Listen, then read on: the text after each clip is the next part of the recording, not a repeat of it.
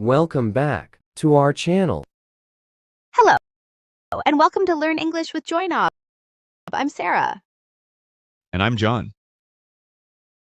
If you want to improve your English, this podcast is perfect for you. So, let's get started and make learning English easy. What are the words today, John? The first word today is give someone the cold shoulder. Then we will continue with go back to the drawing board. He who laughs last laughs longest. It takes two to tango. Let the chips fall where they may. Make ends meet. Not my cup of tea. Off the cuff. Put your foot in your mouth. Rain on someone's parade. Rome wasn't built in a day. And the ball is in your court. Before we move on, I'd like to say today's word list consists of the words our followers wanted us to teach. Great. We're looking forward to the words from our followers. Okay, let's start with the first word. The first word is give someone the cold shoulder. Give someone the cold shoulder. Give someone the cold shoulder means to deliberately ignore or be unfriendly to someone, especially when you're upset or annoyed with them. Exactly. It's like when you avoid someone or act distant on purpose. You're not yelling or arguing. You're just cold and distant. Like you're shutting them out emotionally. Yes, and people usually do it when they feel hurt or offended. It's a way of showing disapproval without saying anything directly. That's true. It can happen in friendships, relationships, or even at work. It's not always dramatic. Sometimes it's just someone going silent or avoiding eye contact. Right. For example, if someone is angry at their friend and starts ignoring them, we can say they're giving them the cold shoulder. Exactly. Let's say two coworkers had a disagreement. The next day, one of them walks past the other without even saying hello. You could say, "Wow, she's really giving him the cold shoulder." Or if your sibling is mad at you and suddenly won't talk to you or even look at you, you might ask, "Why are you giving me the cold shoulder?" It's that cold, silent treatment. And sometimes people don't even realize they're doing it. It's just how they react when they're upset. True. Let's make it clearer with a simple conversation. I said one wrong thing, and now Emily won't even look at me. Sounds like she's giving you the cold shoulder. Yeah, she didn't respond to my texts either, totally ignoring me. Well, maybe she just needs some space, but yes, she's definitely giving you the cold shoulder. I guess I'll wait a bit before I try to talk to her again. Good idea. Hopefully she cools off soon. See? Julie used giving you the cold shoulder to describe Emily ignoring Jake. She's upset, so she's showing it by not speaking to him. It's a quiet form of protest. No shouting, no confrontation. Just cold silence.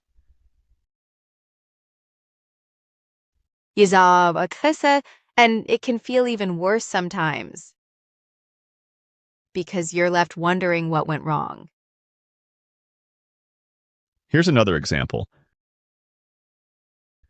After the meeting, my manager gave me the cold shoulder. I think he didn't like my presentation. Or ever since our argument, he's been giving me the cold shoulder. It's like I don't even exist. So remember, When someone ignores you on purpose, especially when they're upset, you can say they're giving you the cold shoulder. It's a common expression and easy to use when talking about emotional distance or the silent treatment. All right, ready for the next one? Yes. Let's move on to the next phrase. Go back to the drawing board. Go back to the drawing board means to start over with a fresh plan after something hasn't worked out. Basically, your idea failed, so it's time to come up with a new one.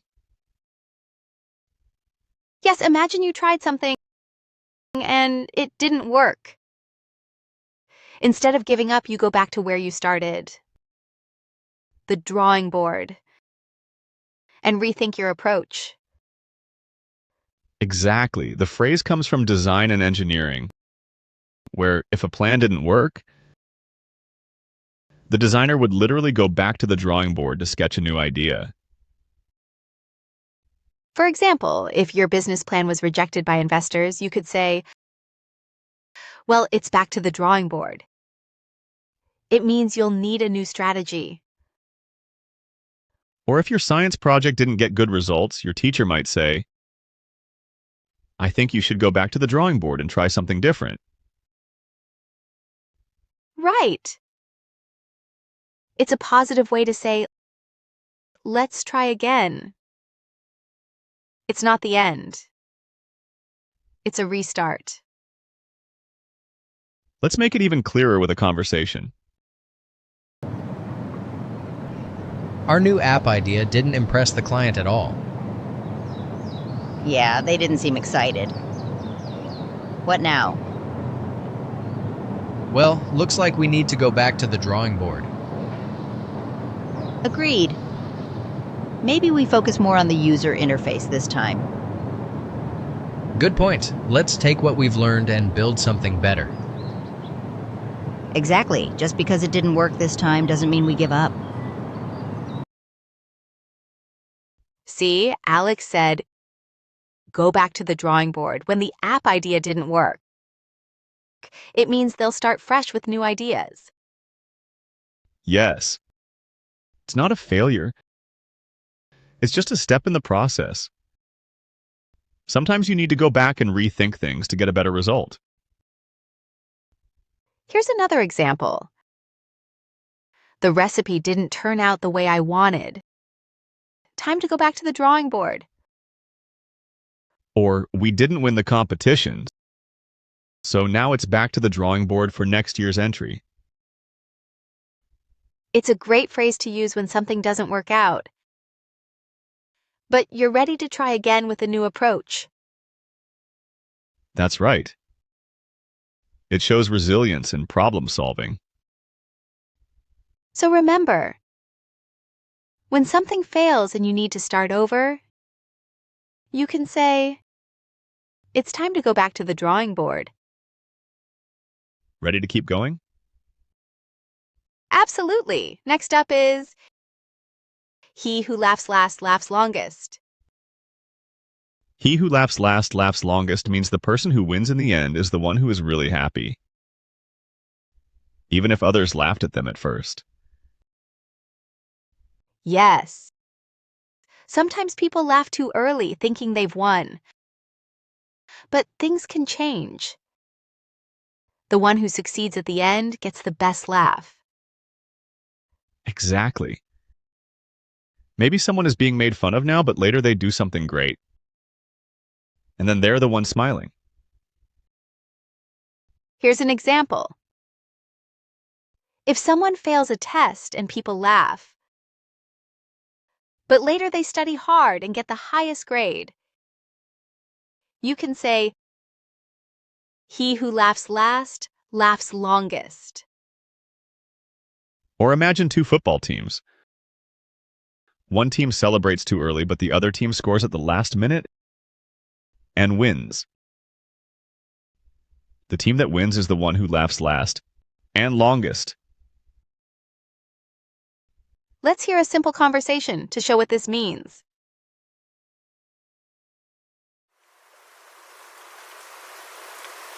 When I started my YouTube channel, people laughed at me. But now you have 1 million subscribers. Yeah, He who laughs last, laughs longest. You worked hard and showed them you could do it. it feels really good to prove them wrong. You didn't give up. And now look at your success. See? Mia used he who laughs last, laughs longest because Jake is the one who is really happy in the end. Yes, it teaches us to stay strong and not worry if people laugh at us early on. Here's another example. People said her business would fail, but now it's doing great. He who laughs last, laughs longest. Or, they didn't believe we could finish the project, but we did. He who laughs last, laughs longest. So remember, even if things are hard now, if you keep going and win in the end, you'll have the biggest smile. He who laughs last, laughs longest. Such a good phrase to remind us that the ending is what really matters. Now, let's move on to the next phrase. It takes two to tango.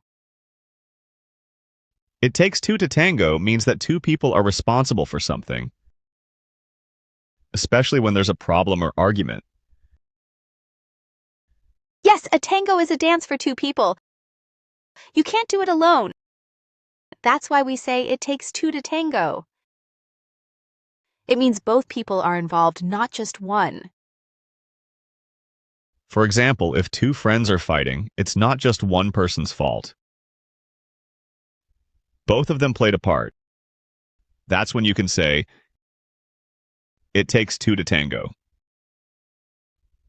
Right. It can be used for problems at work, in relationships, or even when someone breaks a rule. Usually both people helped cause the situation. Let's hear a short, simple conversation to make it clearer. My sister and I had a big fight again. What happened this time? She said I was rude, but she started yelling first. Sounds like it takes two to tango. Maybe both of you need to talk it out. Yeah, I guess I could have stayed calm too. Exactly. You both had a part in it.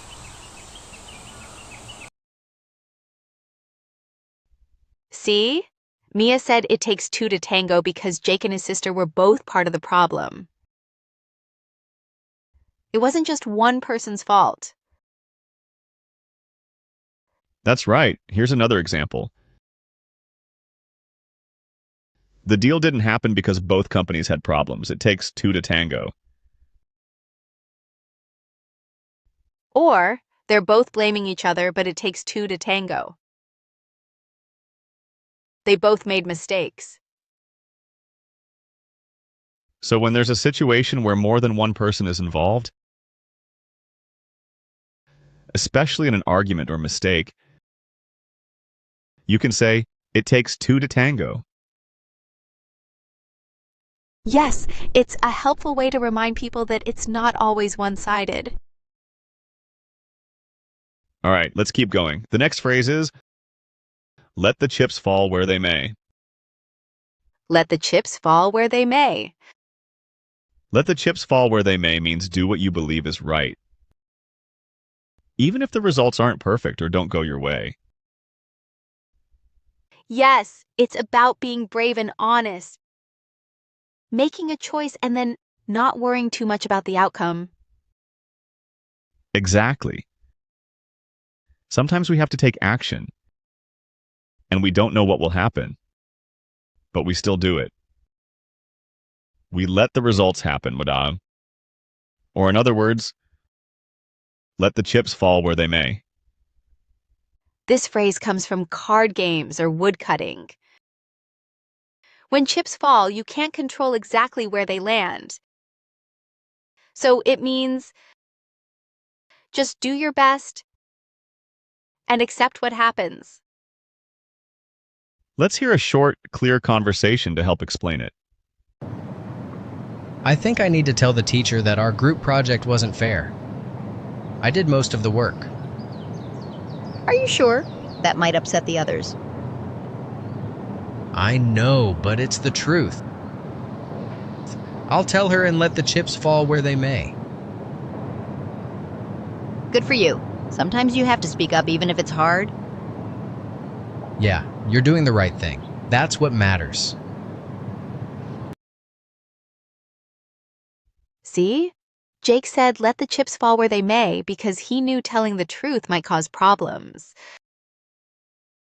But he still wanted to do what's right.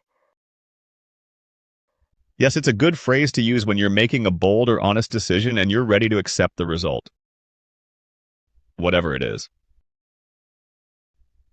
Here's another example. I'll tell the boss how I really feel about the changes and let the chips fall where they may. Or, I stood up for my friend, even if people didn't like it. I had to let the chips fall where they may. So remember,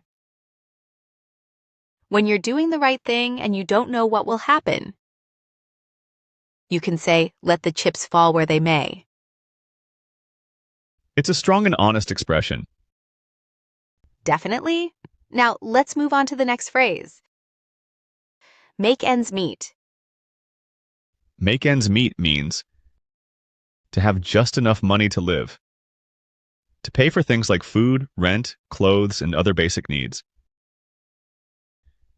Yes, it's used when someone doesn't have extra money, but they are trying hard to manage their life with what they earn. It can be really stressful. Some people work long hours or even 2 jobs just to make ends meet. Right. They're not living in luxury. They're just trying to survive, to pay the bills and keep going. Let's say someone says, with my small salary, I can't save money, but I make ends meet. That means they don't have extra, but they're managing. It's a common phrase when talking about money problems or hard times. Let's show it with a short conversation. How's your new job going? It's all right, but the pay isn't great. I'm just trying to make ends meet. That sounds hard. Are you doing okay? Yeah, just being really careful with spending. No shopping or eating out for now. That's smart. Sometimes we all have to do that. See? Julie said she's trying to make ends meet because she doesn't earn much and has to be very careful with her money. Exactly. And many people in real life are in the same situation. They work hard just to pay for the basics. Here's another example. After moving to the city, it was hard to make ends meet because rent was so high. Or, he lost his job and now he's struggling to make ends meet. So remember, when someone is doing their best just to cover their needs, not saving, not spending extra, they're making ends meet. It's a good phrase to understand real-life money situations. Yes. Now let's move on to our next expression. Not my cup of tea. Not my cup of tea means something is not to your liking or not something you enjoy. Exactly. It's used when you don't like something or don't feel interested in it, but in a polite way. Yes. For example, if someone invites you to a party, but you're not really into parties, you could say, that's not my cup of tea, and it's a nice way of saying, I'm not interested. It's a very polite way to let someone know you're not into something without being rude.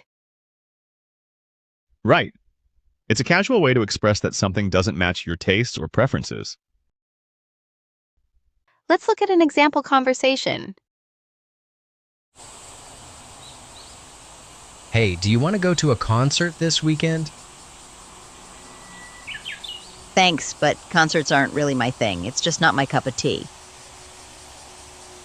I get that. What do you like to do instead? I prefer quiet weekends with a good book. That's cool. We all have different hobbies. See? Julie said not my cup of tea because she doesn't enjoy concerts. And she politely turned down the invitation. Exactly. It's a great way to tell someone you're not interested without hurting their feelings. Here's another example. I tried that new restaurant, but the food wasn't my cup of tea. It means the food didn't taste good to them. Or, I know a lot of people love sports, but it's just not my cup of tea. So remember, when something isn't to your liking, but you don't want to be too harsh about it, just say, it's not my cup of tea. It's a polite and easy way to express that something isn't for you. Yes, now let's move on to our next phrase. Off the cuff. Off the cuff. Off the cuff means when you do or say something without planning or thinking ahead. It's spontaneous. Exactly.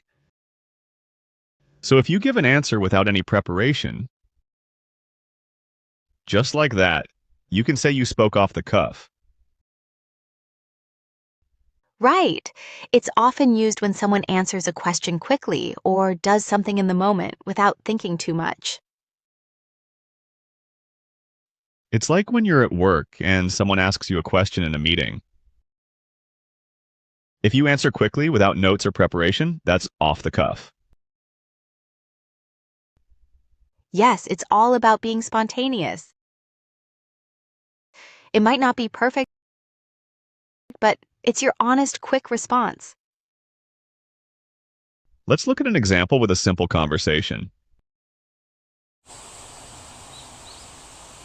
How was your presentation today? It went well, but I had to speak off the cuff. I didn't have time to prepare. Wow, that's impressive. You did great without any notes. I could never do that. I'd be too nervous. See? Julie said she spoke off the cuff because she didn't have time to plan her speech. She just went ahead and did it. Exactly. Sometimes you have to speak or act without much preparation, especially in situations that come up quickly. Here's another example. During the meeting, I had to speak off the cuff because I wasn't expecting the question. It means they answered without preparation. Or she gave an off-the-cuff response and it ended up being the perfect answer. So remember, when you do something on the spot without planning it, you can say you did it off the cuff. Right. It's perfect for those times when you don't have time to prepare, but you just go for it. Yes, it shows that you were quick and confident, even if it wasn't planned. Exactly. Now let's move on to our next phrase. Put your foot in your mouth. Put your foot in your mouth means saying something you shouldn't have said, usually by mistake. It's when you say something embarrassing or offensive without meaning to. Exactly. It's like when you say something and then immediately realize, oh no, I shouldn't have said that. You feel embarrassed. Sometimes we all say things we don't mean, and that's when we've put our foot in our mouth. It's an easy way to explain an awkward situation. It's like when you say something that hurts someone's feelings, but you didn't mean it that way. That's definitely putting your foot in your mouth. Let's hear a short conversation to show how this works.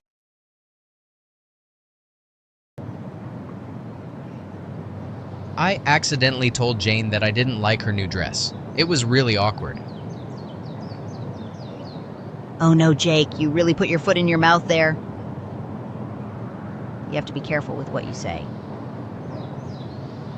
I've done that too. It's so embarrassing. See? Jake put his foot in his mouth because he said something that hurt Jane's feelings, even though he didn't mean to. Right. It's something that happens to all of us, but it's good to learn from it and be more careful next time. Here's another example. I was talking about how much I like the movie, but then I accidentally spoiled the ending. I really put my foot in my mouth. Or, I put my foot in my mouth when I asked about her baby, but she wasn't pregnant.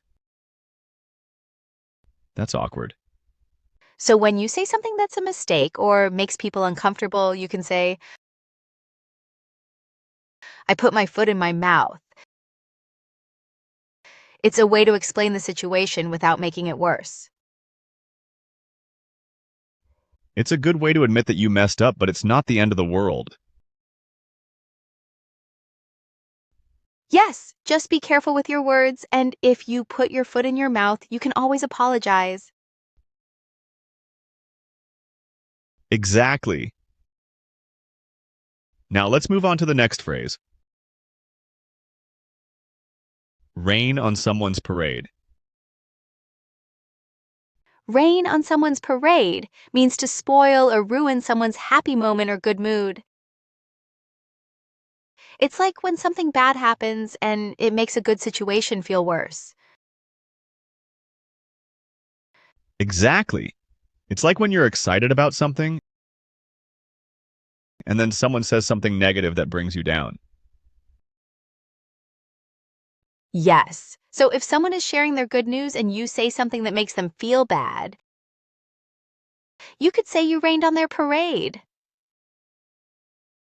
It's like when you're excited about a trip and then someone tells you about all the things that could go wrong. That would definitely rain on your parade. Let's look at a conversation to show how it works.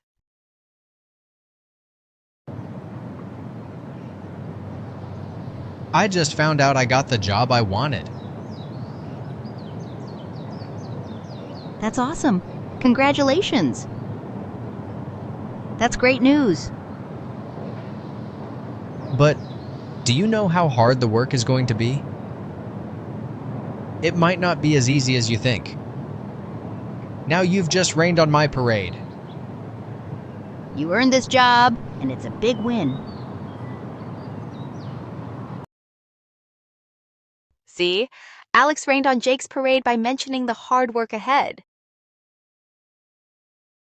which took away from Jake's excitement about getting the job. Right. Even though Alex didn't mean to hurt Jake's feelings, it definitely made Jake feel less excited. Here's another example. I was so happy about my new car, but my friend told me about all the problems it could have. That really rained on my parade.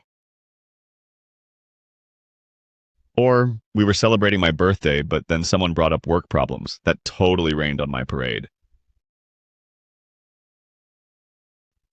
So remember, when something makes you feel less happy or ruins your excitement, you can say it rained on your parade. It's a fun way to explain how someone might spoil a good moment, even if they didn't mean to. Yes, now let's move on to our next phrase. Rome wasn't built in a day. Rome wasn't built in a day. Rome wasn't built in a day means that great things take time. It's a way of saying that important or big achievements don't happen all at once. They take patience and effort. Exactly. This phrase helps remind us that you can't expect things to happen quickly, especially when it's something important or big. Yes, for example, if someone is starting a new business and they're feeling frustrated that it's not working out immediately, you can remind them, Rome wasn't built in a day. They need to keep working at it and be patient. Right. Good things take time. You have to build them step by step, and sometimes it can take longer than you expect. Let's look at a conversation example.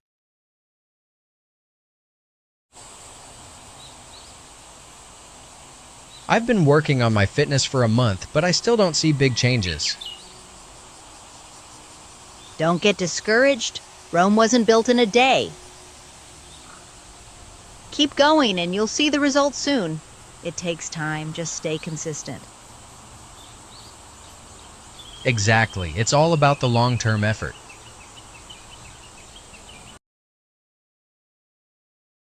See, Julie reminded Jake that Rome wasn't built in a day, meaning that getting fit or achieving anything big takes time. Yeah, sometimes people feel impatient because they want quick results. But this phrase reminds us to be patient and keep working at it. Here's another example. She wants to learn how to play the guitar, but it's hard for her. I told her, Rome wasn't built in a day. She has to practice and be patient. Or, starting a new job is tough, but don't worry. Rome wasn't built in a day. You'll get the hang of it soon. So remember, when something feels tough or slow, just remember, Rome wasn't built in a day. Keep working at it, and eventually you'll succeed. It's a great reminder that good things take time and effort. Yes, now let's move on to our next phrase. The ball is in your court. The ball is in your court.